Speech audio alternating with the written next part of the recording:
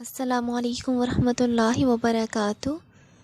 اشک بار آنکھوں سے پڑھی جانے والی رقت انگیز داستانیں، زلف و زنجیر مع لالہ زار، سٹوری نمبر 4 آج میں ریڈ کر رہی ہوں۔ سٹوری نیم ہے جلوہ زیبا۔ بسم اللہ الرحمن الرحیم۔ اس وقت کی بات ہے جب کہ سلطنت مغلیہ کا خورشید اقبال ڈوب چکا تھا اور سرحد سے لے کر مدارس کے ساحل تک سارا کشور ہند انگریزی اقتدار کے زیر نگین تھا۔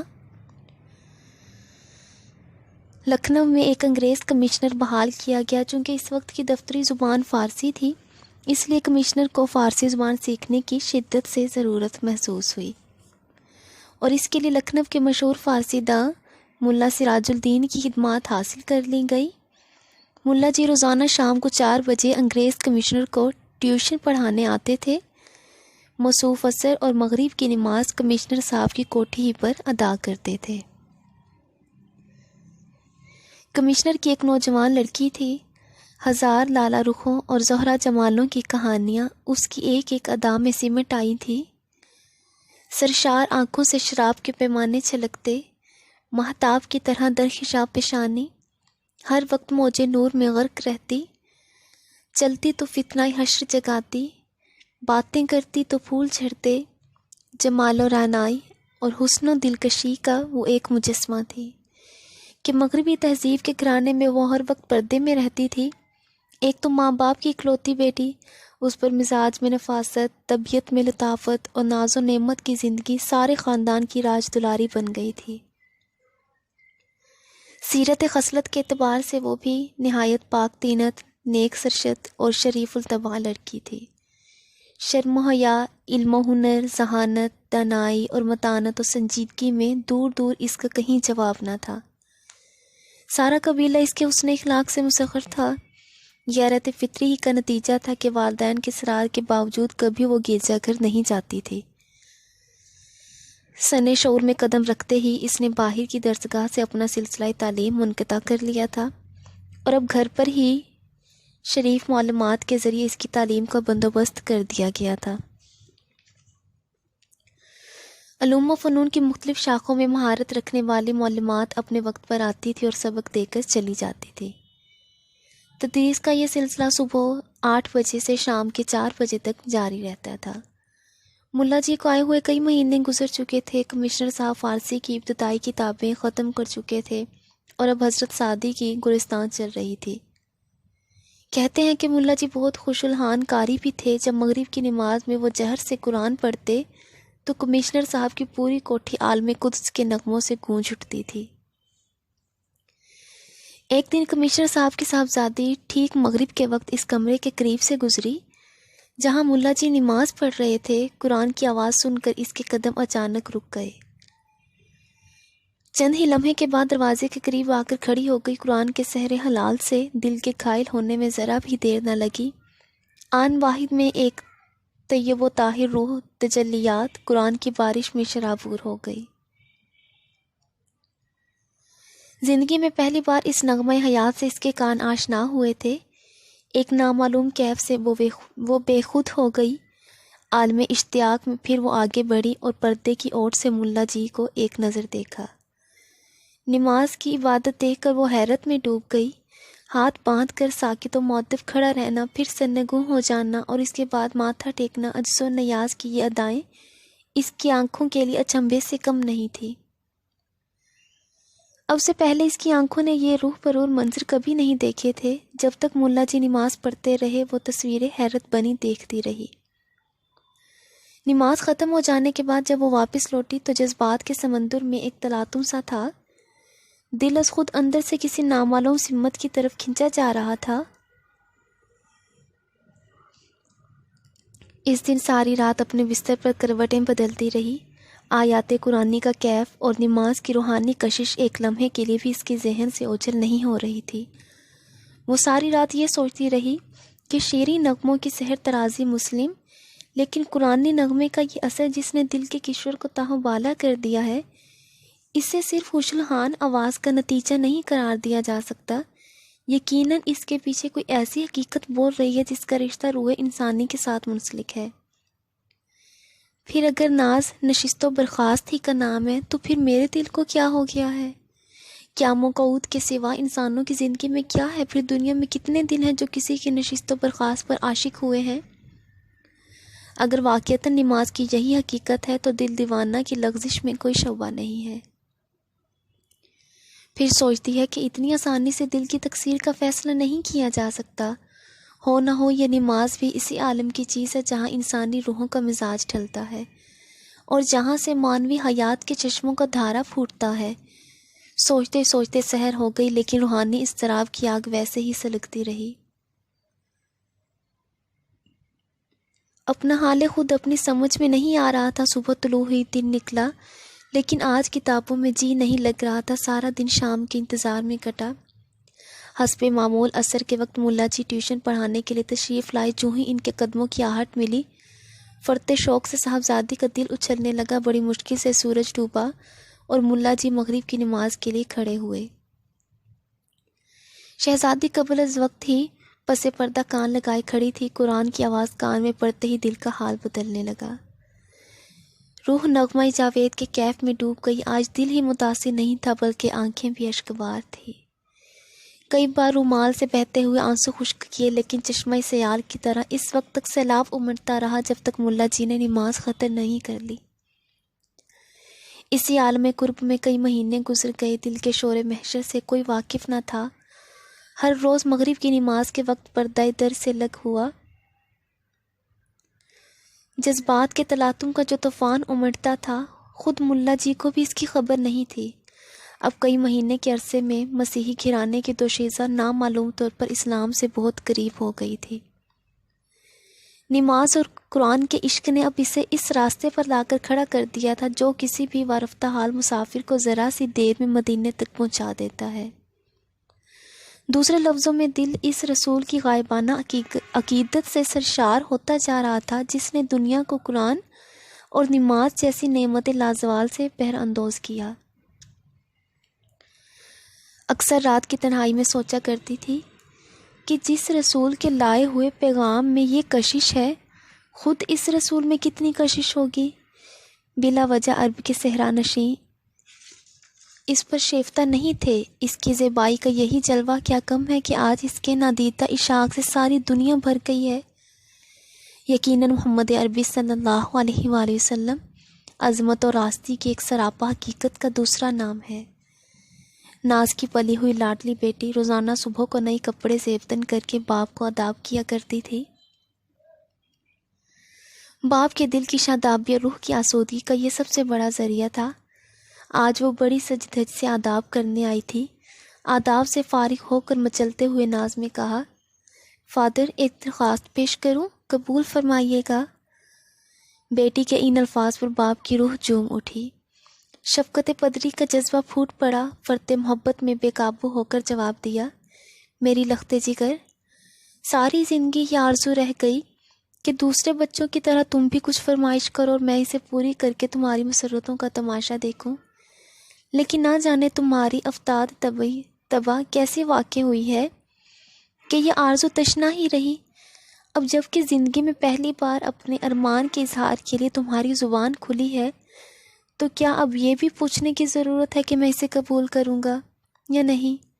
تمہارے علاوہ کون میری زندگی کا امیدوں کا مرکز ہے جس کے لیے کوئی بات اٹھا رکھوں گا؟ بیٹی نے نگاہ نیچی کیے، رکتے جھکتے ہوئے بڑی مشکل سے اتنے الفاظ ادا کیے، مجھے اجازت دیجیے کہ ملا جی سے میں فارسی کی تعلیم حاصل کر لوں۔ باپ نے اسے سن کر ایک قہقہہ لگایا اور بیٹی کو تھپکاتے ہوئے کہا، اتنی ذرا سی بات کے لیے تم نے اتنی زبردست تمہید باندھی؟ میرا تو گمان تھا کہ تم کوئی بہت اہم فرمائش کرنے والی ہو۔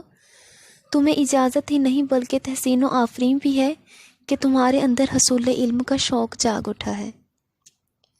دوسرے دن ملا جی بعد نماز مغرب صاحبزادی کو بھی فارسی کی تعلیم دینے لگے۔ محنت و ذہانت نے تھوڑے ہی عرصے میں فارسی زبان سے اچھی طرح روشناس کر دیا۔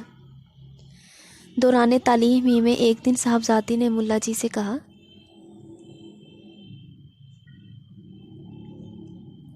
اگر آپ کو زحمت نہ ہو تو پیغمبر اسلام کی سیرت پر مسلمان مصنفین کی چند کتابیں میرے لیے فراہم کر دیجئے۔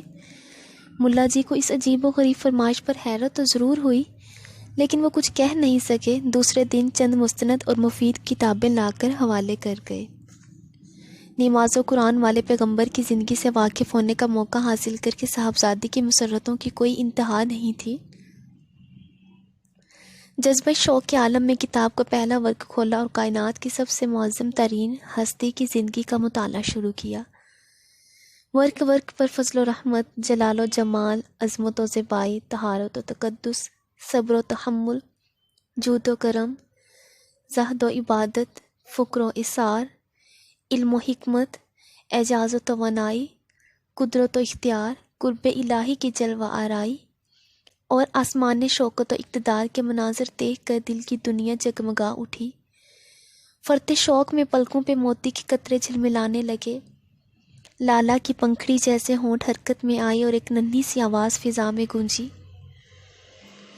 محمد صلی اللہ علیہ وآلہ وسلم کی خداوند، تو گواہ رہنا کہ مسیحی مذہب سے نکل کر تجھ پر اور تیرے آخری رسول پر ایمان لاتی ہوں۔ اے قادر و توانا معبود، تیرے محبوب پیغمبر کا واسطہ میری آنے والی زندگی کو کفر کی یلغار سے محفوظ رکھنا۔ دل میں عشق محمدی کا چراغ جل چکا تھا۔ اب ایمان بالغیب کی ایک نئی دنیا نظر کے سامنے تھی۔ حیات سرور کونین کی 63 سالہ تاریخ ذہن میں گھوم رہی تھی۔ سرکار کا جسم، ان کا نورانی پیکر، دل ربا چہرہ، سرمگی آنکھیں، عطر برساتی ہوئی عنبرین زلفیں، موجے نور میں لہراتا ہوا عارض تاباں، جمال سراپا کا ایک ایک نقش و نگار تصورات کی دنیا پر چھایا ہوا تھا۔ پچھلے پہر جو ہی آنکھ لگی قسمت بیدار نے آواز دی۔ رحمت و نور اور محبت و دلکشی کی جو دنیا تصور میں گھوم رہی تھی اب وہ نظر کے سامنے تھی۔ کوٹھی کے قریب ہی ایک مسجد تھی۔ جیسے ہی مؤذن نے اشہد ان لا الہ الا اللہ و اشہد ان محمد رسول اللہ کا کلمہ فضا میں نشر کیا، آنکھ کھل گئی۔ کلمہ اسلام سن کر دل بےتاب ہو گیا، ایمان کی امنگیں جاگ اٹھی۔ آج چہرہ بشاشت سے کھلا جا رہا تھا، کونین کی ارجمندی بال بال سے پھوٹ رہی تھی۔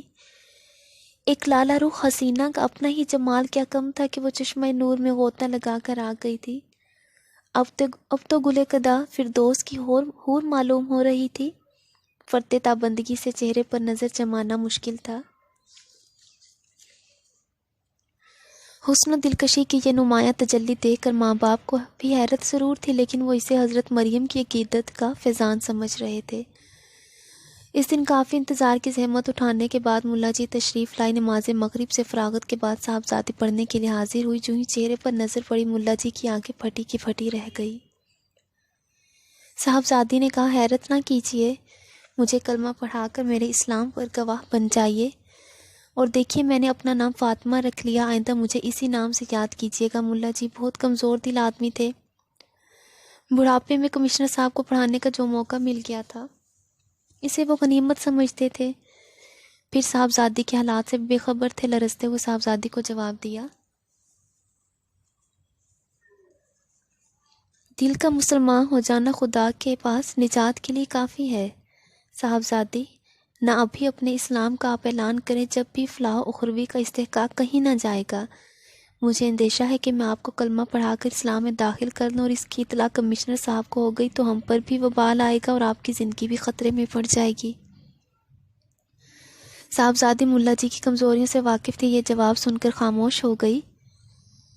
فارسی کی تعلیم ختم ہو جانے کے بعد فاطمہ نے قرآن مجید کی تعلیم کا سلسلہ شروع کیا۔ ملا جی کی آمد و رفت کا سلسلہ وہ منقطع نہیں کرنا چاہتی تھی، اسے توقع تھی کہ مستقبل کی کوئی ضرورت بھی ان سے متعلق ہو سکتی ہے۔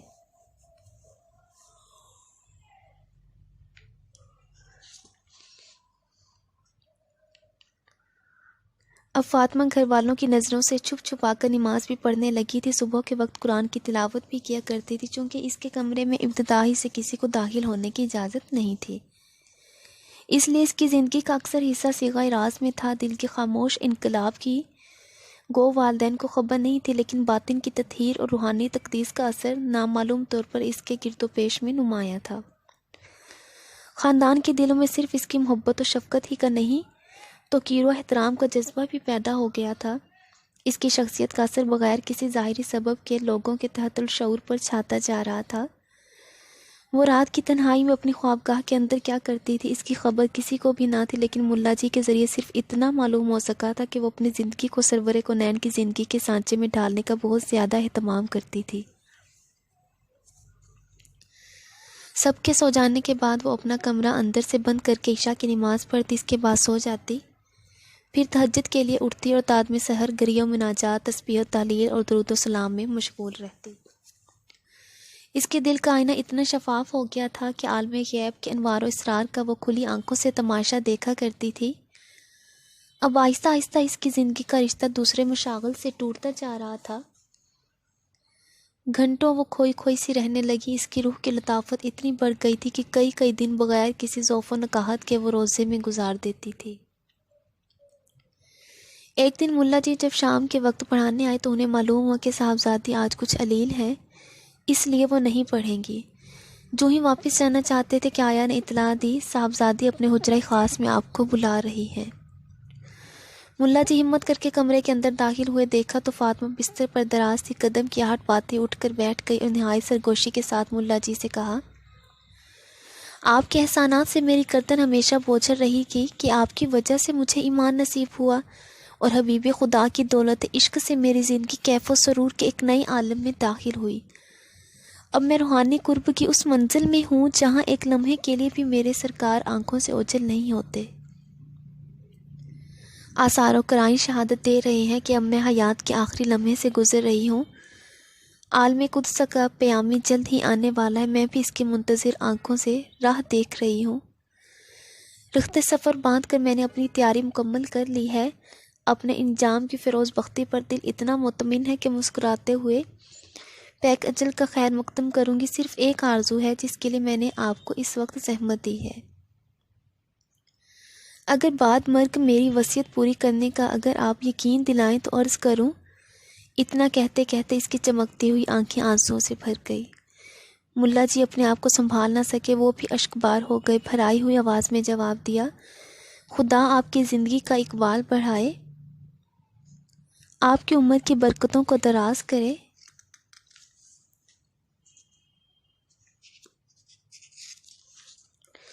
نصیب دشمناں مرگ ناگہاں کی خبر سننے کے لیے ہم ہرگز تیار نہیں ہیں، لیکن علم الہی میں اگر یہی مقدر ہو چکا ہے تو کوئی اسے ٹال نہیں سکتا۔ آپ اپنی آرزو کا برملا اظہار فرمائیے، میں اس کی تعمیل کا آپ کو یقین دلاتا ہوں۔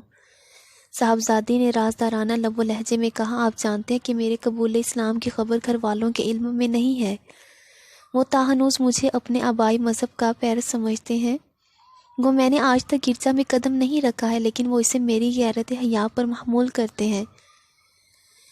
اس سے مجھے یقین ہے کہ وہ بعد مرگ میری تجہیز و تکفین مسیحی مذہب کے مطابق کریں گے اور مسیحی قبرستان میں میرا مدفن بنائیں گے۔ میں نہیں چاہتی کہ اپنا اسلام ظاہر کر کے میں آپ کو اور یہاں کے دوسرے مسلمانوں کو آفات کا نشانہ بناؤں، اس لیے میری مؤدبانہ گزارش ہے کہ بعد مرگ جب وہ مجھے عیسائیوں کے قبرستان میں دفن کر دیں تو رات کے کسی حصے میں میرا تابوت نکال کر اسلامی طریقے کے مطابق مجھے کسی مسلمان قبرستان میں دفن کر دیں، تاکہ اہل ایمان کے جوار میں رہ کر میری روح کو دائمی سکون حاصل ہو۔ ملا جی نے برستی ہوئی آنکھوں سے وصیت کی تعمیل کا یقین دلایا۔ فاطمہ نے آخری سلام کرتے ہوئے کہا کہ اب قیامت ہے کے دن فاتح محشر کے لوائے الحمد کے نیچے میری اور آپ کی ملاقات ہوگی۔ یہ کہتے ہوئے ملا جی کو رخصت کیا۔ صبح کے وقت سارے شہر میں کہرام مچا ہوا تھا کہ کمشنر صاحب کی لاڈلی بیٹی کی وفات کی خبر بجلی کی طرح ہر طرف پھیل گئی تھی۔ اقارب و احباب اور غم گساروں کے ہجوم سے کوٹھی میں پاؤں رکھنے کی جگہ باقی نہیں تھی۔ اس اچانک حادثے سے سارے خاندان پر غم کے بادل چھا گئے تھے۔ ماں باپ کی حالت نہایت قابل رحم تھی، شدت الم سے وہ پاگل ہو گئے تھے۔ اکلوتی بیٹی کے مرگ ناگہاں ان کے لیے قیامت سے کم نہیں تھی۔ ماتم و فغاں کے شور میں دوپہر کے وقت جنازہ اٹھا۔ عیسائی مذہب کے رسوم کے مطابق لاش ایک تابوت میں بند کر دی گئی تھی۔ جنازے کے ساتھ ساتھ ملا جی بادیدہ پرنم چل رہے تھے۔ عیسائی قبرستان میں پہنچ کر تابوت کو ایک پختہ قبر میں اتارا گیا اور اوپر سنگ مرمر کی اینٹ رکھ کر قبر کا کھلا ہوا حصہ بند کر دیا گیا۔ دفن کی آخری رسم ادا ہونے کے بعد لوگ قبرستان سے واپس لوٹ گئے۔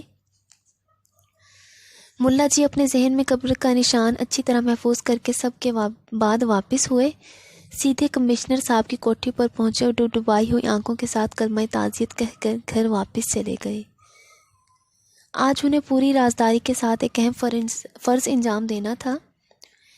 اقدام اتنا سنگین تھا کہ ہر قدم پر خطرات کے اندیشے راہ میں حائل تھے۔ رات کی تنہائی میں لوگوں کی نظر سے بچ کر عیسائی قبرستان سے کسی لاش کو منتقل کرنا اتنا آسان کام نہیں تھا۔ حالات کی نزاکت سوچ کر ملا جی کانپ اٹھے، لیکن ایک مرنے والی سے کیے ہوئے وعدے کی تکمیل بھی ضروری تھی۔ اسلام کا رشتہ اخلاص بھی اس امر کا مقتضی تھا کہ جیسے بھی ہو اس فرض کو انجام دیا جائے۔ ملا جی کا ضمیر اندر سے جاگ اٹھا، تاخیر بسم اللہ پڑھ کر انہوں نے اس مہم کا آغاز کر دیا۔ اپنے چند قابل اعتماد دوستوں کو گھر لے کر شروع سے آخر تک ان سے سارا ماجرا بیان کیا۔ واقعہ سن کر لوگوں کی آنکھوں میں آنسو امڈ آئے۔ انہوں نے کفِ افسوس ملتے ہوئے ملا جی سے کہا، سدحیف کہ اسی شہر میں اسلام کی فتح و صداقت کا اتنا عظیم الشان واقعہ رونما ہوا اور آپ نے کانوں کان کسی کو خبر نہیں ہونے دی۔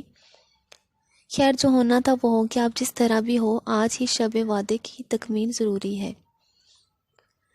ٹھیک اسی وقت جب کہ آدھی رات سے زیادہ گزر چکی تھی، ہر طرف خاموشی کا سناٹا طاری تھا، ملا جی کے علاوہ 4 آدمی عیسائیوں کے قبرستان میں داخل ہوئے۔ یہ اقدام انتہائی خطرناک تھا لیکن اسلامی ہمدردی کے جوش میں خطرے کا قطعاً کوئی احساس نہیں رہا تھا۔ ملا جی کی رہنمائی میں چاروں آدمی قبر تک پہنچے، سنگ مرمر کی اینٹ ہٹائی اور قبر میں اتر کر تابوت کو باہر نکالا۔ جو ہی لاش نکالنے کے لیے تابوت کا تختہ کھولا، ملا جی کے منہ سے چیخ نکل گئی۔ لوگ حیرت سے کا منہ تکنے لگے۔ بڑی مشکل سے آواز پر قابو پانے کے بعد لوگوں کو بتایا کہ لاش بدل گئی ہے۔ ہم لوگوں نے غلطی سے دوسری قبر کا تابوت نکال لیا، یہ لاش کسی اور کی ہے۔ لیکن ملا جی نے پھر دوبارہ جو غور سے دیکھا تو قبر کا نشان وہی تھا جسے دن کے وقت دیکھ گئے تھے۔ قبر کا نیا پن بھی بتا رہا تھا کہ یہ بالکل تازہ قبر ہے۔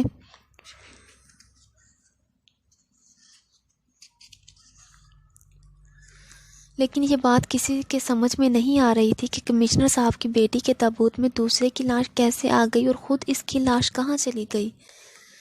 صورتحال کی تفتیش کے لیے چاروں آدمی لاش کی طرف بڑھے اور جھک کر دیکھ ہی رہے تھے کہ ان میں سے ایک شخص بے ساختہ چیخ پڑا، یہ لاش تو بارہ بنکی کے مرزا جی کی ہے، میں انہیں اچھی طرح جانتا ہوں۔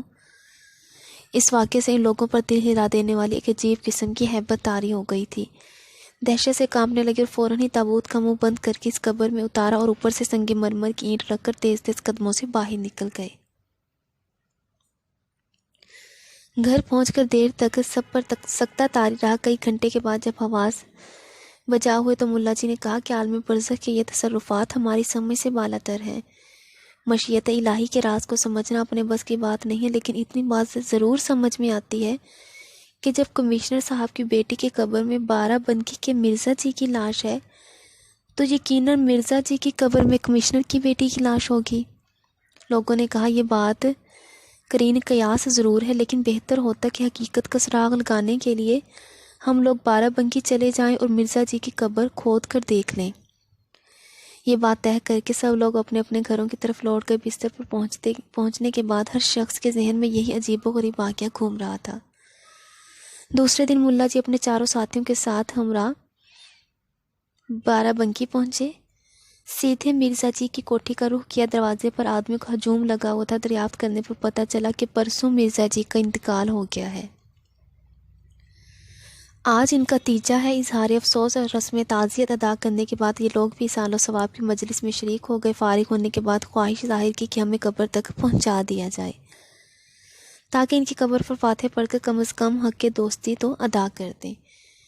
ایک شخص کی رہنمائی میں قبرستان پہنچ کر فاتحہ پڑھی اور قبر کا نشان اچھی طرح ذہن میں محفوظ کر کے اپنے قیام گاہ پر واپس لوٹ آئے۔ سارا دن مرزا جی کے حالات معلوم کرتے رہے۔ پتہ چلا کہ اس علاقے کے وہ ایک چھوٹے موٹے نواب تھے، انگریزی تہذیب کے دل دادا اور انگریزوں کی غایت درجہ وہی خواہ تھے شام و سحر زندگی عیش و عشرت میں ڈوبی رہتی، گھر کا سارا ماحول انگریزی تمدن میں غرق تھا۔ شام کے وقت کھانے سے فارغ ہو کر اس وقت کا انتظار کرنے لگے جب کہ سارے شہر پر نیند کا سناٹا طاری ہو جائے۔ خدا خدا کر کے جب آدھی سے زیادہ رات ڈھل گئی تو 5 آدمی اور دبے پاؤں قبرستان کی طرف چل پڑے۔ خطرناک اقدام کی دہشت سے دل کی دھڑکن تیز ہو گئی، لیکن حقیقت حال کی جستجو کے جنون میں آگے بڑھتے گئے، یہاں تک کہ قبرستان میں داخل ہو گئے۔ اپنے حافظے کی رہنمائی میں آسانی سے مرزا جی کی قبر تک پہنچ گئے۔ کانپتے ہوئے ہاتھوں سے قبر کی مٹی ہٹانی شروع کی۔ کافی دیر کے بعد تختہ نظر آیا۔ اب ہمت کر کے 2 شخص قبر میں اترے اور ایک ایک کر کے تختہ ہٹایا۔ اب سفید رنگ کا کفن سامنے نظر آ رہا تھا۔ کافی جدوجہد کے بعد بھی کفن کھولنے کی ہمت جواب دے چکی تھی۔ ہر شخص اپنی جگہ سہما جا رہا تھا کہ معلوم نہیں کفن کا منہ کھولنے کے بعد کیا نقشہ نظر آئے۔ کافی جرأت سے کام لے کر ایک شخص نے پائنتی کے تختے پر کھڑے ہو کر چہرے سے کفن کا نقاب الٹ دیا۔ جو ہی چہرے پر نظر پڑی، دہشت سے لوگوں کا خون سوکھ گیا۔ مرزا جی کی لاش کی بجائے قبر میں ایک عرب کی لاش پڑی ہوئی تھی۔ ڈیر ڈول اور چہرے بشرے سے تو عرب ہی معلوم ہوتا تھا۔ یہ منظر دیکھ کر لوگ حیرت میں ڈوب گئے۔ جلد جلد کفن کو درست کیا، تختے لگائے اور مٹی برابر کر کے قبرستان سے باہر نکل آئے۔ مارے ہبت کی سانس پھول رہی تھی۔ قیامگاہ پہنچ کر ایک ہولناک سکتے کی کیفیت سب پر طاری تھی۔ قدرت کا یہ عجیب و غریب تماشا سمجھ میں نہیں آ رہا تھا کہ آخر کمشنر کی لڑکی کی لاش کہاں غائب ہو گئی۔ نیند کچھ زیادہ گہری نہیں تھی، صرف پلک جھپکتی کہ ملا جی نے ایک نہایت حسین و دلکش خواب دیکھا۔ وہی کمشنر کی بیٹی فاطمہ حوران خلد کے جرمت میں سامنے کھڑی مسکرا رہی ہے۔ قریب آ کر اس نے سلام کیا۔ عالم برزخ کی سرگزشت بیان کرتے ہوئے اس نے کہا، میری روح جب عالم بالا کی طرف لائی گئی تو رحمت الہی نے مجھے ڈھانپ لیا۔ میرے کفن کا تار تار بارش نور میں بھیگ گیا۔ میرے گمان سے زیادہ رحمت نے میری توقیر و اعزاز کا اہتمام فرمایا۔ حوران خلد نے مجھے چشمہ نور میں غوطہ دیا، میں نکھر گئی۔ میرے حسن کی چاندنی جنت کے میدانوں میں ہر طرف بکھر گئی۔ میں دیکھ رہی ہوں کہ عالم برزخ میں ہر طرف شوکت محمدی کے جھنڈے گڑے ہوئے ہیں۔ سارے انبیاء و مرسلین ان کے دربار کے نیاز مند حاضر باش ہیں۔ جب میری روح ان کی بارگاہ میں لائی گئی تو تجلیات کی تیز باری سے آنکھیں خیرہ ہو گئی۔ ان کی ناز بردار رحمتوں نے میری ہستی کا فروغ بڑھا دیا۔ حکم ہوا کہ میری لاش طیب کی سرزمین پر منتقل کر دی جائے، اسی خطہ قدس میں جہاں اسی ہزار عاشقان جمال آسودہ خواب ہیں۔ جس دن میری لاش عیسائیوں کے قبرستان میں دفن کی گئی تھی، اسی دن 3 لاشیں اپنی اپنی قبروں سے منتقل کی گئی۔ مدینے میں ایک عرب سوداگر جسے ہندوستان بے حد پسند تھا، عرصہ قدیم سے اس کی آرزو تھی کہ وہ یہاں بود و باش اختیار کرے۔ جب وہ مر گیا اور لوگوں نے اس کی لاش کو جنت البقیع میں دفن کیا تو عالم برزخ کے کار پروازوں کو حکم ہوا کہ مدینے میں رہ کر ہندوستان میں سکونت اختیار کرنے کی آرزو رکھتا تھا۔ مدینے کی زمین اس کی نگاہ میں عزیز نہیں تھی، اس لیے اس کی لاش کو ہندوستان منتقل کر دیا جائے۔ اسے یہاں پر رہنے کا کوئی حق نہیں ہے۔ دوسری لاش بارہ بنکی کے مرزا جی کی تھی۔ عیسائیوں کے ساتھ غایت درجہ الفت کی وجہ سے وہ زندگی بھر انگلستان جانے کی تمنا میں مرتے رہے۔ بھول کر بھی انہیں دیار عرب کا خیال نہیں آیا۔ جب ان کی لاش دفن کی گئی تو حکم ہوا اسلام سے بیگانہ ہو کر اس نے جس عیسائی قوم کے ساتھ زندگی کے دن گزارے ہیں، اسے اسی قوم کے قبرستان میں منتقل کر دیا جائے۔ اموات مسلمین کے ساتھ اسے ہرگز نہیں رکھا جا سکتا۔ اپنا سلسلہ بیان جاری رکھتے فاطمہ نے خواب ہی میں کہا کہ فرمان غیب کے مطابق مدینہ کے احاطہ نور سے عرب کی لاش بارہ بنکی کے قبرستان میں منتقل کی گئی اور اس کی خالی شدہ قبر میں لکھنؤ سے میری لاش پہنچا دی گئی اور مرزا جی کی لاش کو عیسائیوں کے قبرستان میں میری جگہ پر منتقل کر دیا گیا۔ فاطمہ نے کہا کہ عالم برزخ کے ان واقعات پر حیرت کی وجہ نہیں، موت کے بعد بھی انسان اعتقاد اور عمل کا اثر اس کی برزخی زندگی پر یقیناً پڑتا ہے۔ یہاں پر ہر آن اس طرح کے مناظر نگاہوں سے گزر رہے ہیں۔ میں واضح طور پر محسوس کر رہی ہوں کہ اسی عالم میں کسی عمل کو بھی وہ اعزاز حاصل نہیں ہے جو عشق رسول کو ہے۔ میری روحانی آسائش و تکریم کی ساری ارجمندی عشق رسول کا ہی صدقہ ہے۔ یہ حقیقت ہے کہ رحمت و کرم کی تسخیر کے لیے اس سے زیادہ سود اثر نسخہ بنی نوح انسان کو اب تک میسر نہیں آ سکا ہے۔ کاش خاکدان گیتی کے رہنے والے اس راز کو سمجھ سکتے۔ اتنا کہنے کے بعد فاطمہ کی روح نگاہوں سے اوجھل ہو گئی۔ ملا جی کی جب آنکھ کھلی تو ان پر ایک رقت انگیز کیفیت طاری تھی۔